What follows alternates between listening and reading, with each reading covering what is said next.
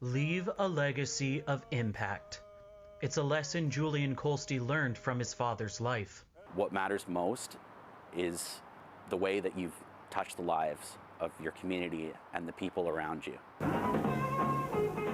To some, Anton Kolstee may best be remembered as the lead guitarist of the psychedelic rock band United Empire Loyalists in the late 60s. Part of Vancouver's 4th Avenue counterculture. They avoided recording singles or albums because they didn't want to sell out. That wasn't part of the culture. Instead, opting for long jam sessions and playing major bills, like opening for the Grateful Dead at the Pender Auditorium. But ever the intellect, Kolstee's passion for music collided with academia. He lived and worked with Indigenous communities in Bella Bella and Bella Coola along BC's coast, focusing on their music and culture as he completed a PhD in ethnomusicology. He built a relationship and a connection and gained the trust and the respect of the elders there.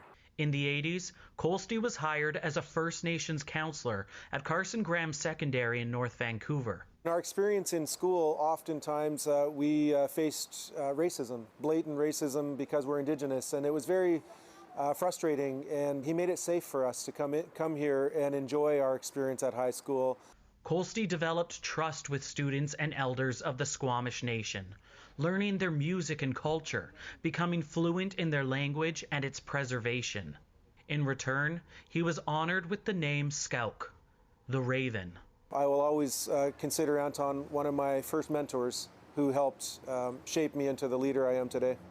Kolstee's impact never more evident than in his passing, when the condolences began to pour in, especially from former Indigenous students. The things that they have to say about my dad, about the work that he did, and about the care and the time and the attention and focus that he gave them, words can't describe what it means to me.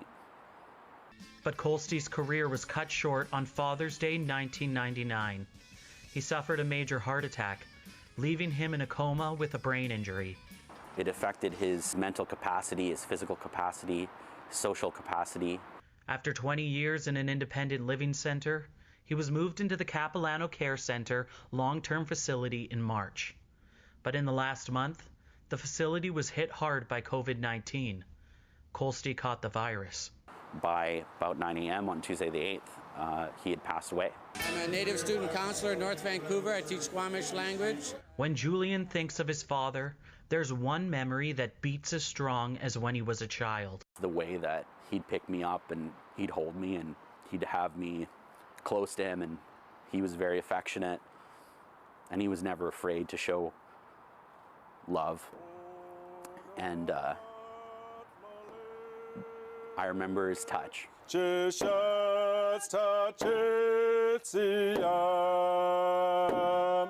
Squamish paddle song in honor of Anton Kolstee's journey into the spirit world. Joel Ballard, CBC News, North Vancouver.